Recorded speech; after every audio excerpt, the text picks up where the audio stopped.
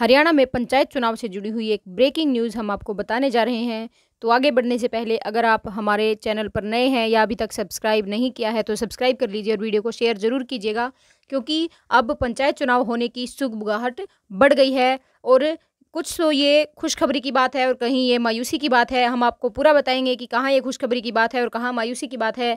तो ये आप पूरा देखिए, वीडियो को स्किप मत कीजिएगा और चैनल को सब्सक्राइब कीजिए और वीडियो को शेयर भी कीजिए।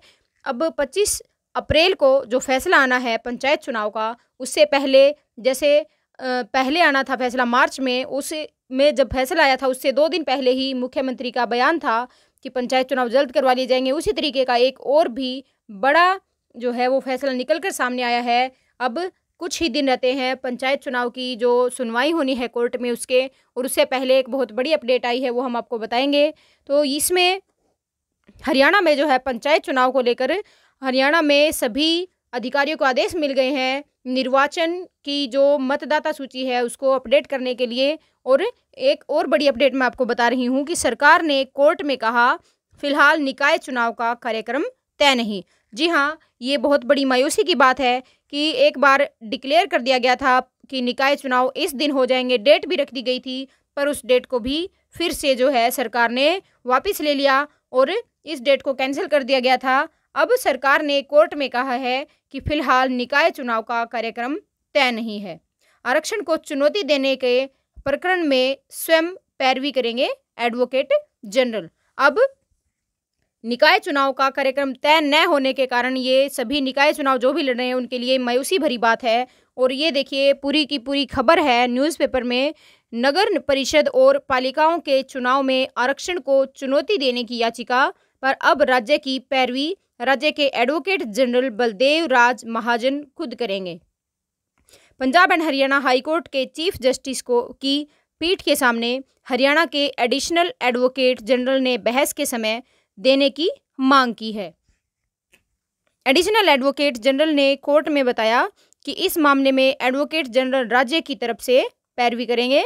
इस पर चीफ जस्टिस रविशंकर झा पर आधारित पीठ ने सुनवाई 27 अप्रैल तक स्थगित कर दी। अब ये देखिए सुनवाई बार बार में स्थगित की जा रही है। जैसे पंचायत चुनाव की सरपंच चुनाव है उसकी सुनवाई स्थगित कर दी गई है, बहुत बार स्थगित हो चुकी है, वो आगे डेट दे दी जा चुकी है।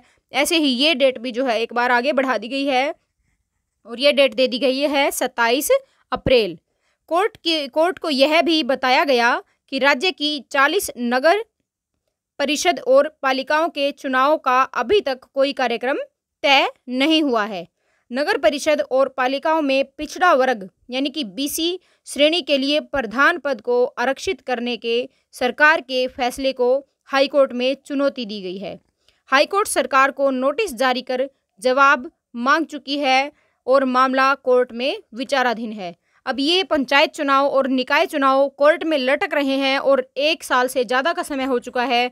24 फरवरी 2021 तक नई सरकारें बन जानी चाहिए थी, पर ये 24 फरवरी निकल गई, मार्च निकल गया, अप्रैल आ गया है और 1 साल लगभग 1.25 साल हो चुका है। अभी तक भी मामलों की सुनवाई चल रही है और कोई भी पंचायत चुनाव की या निकाय चुनाव की अधिसूचना जारी नहीं हुई है।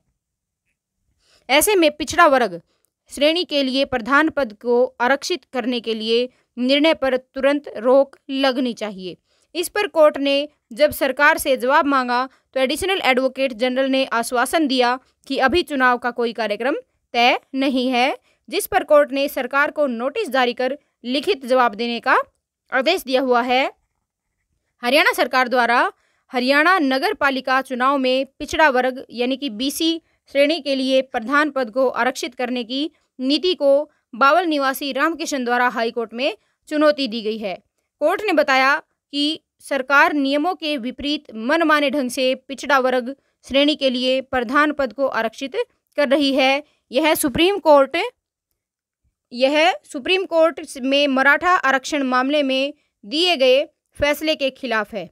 कोर्ट से आग्रह किया गया कि कोर्ट हरियाणा नगर पालिका चुनाव संशोधन नियम 2020 के नियम 17A को रद्द करने का आदेश दे।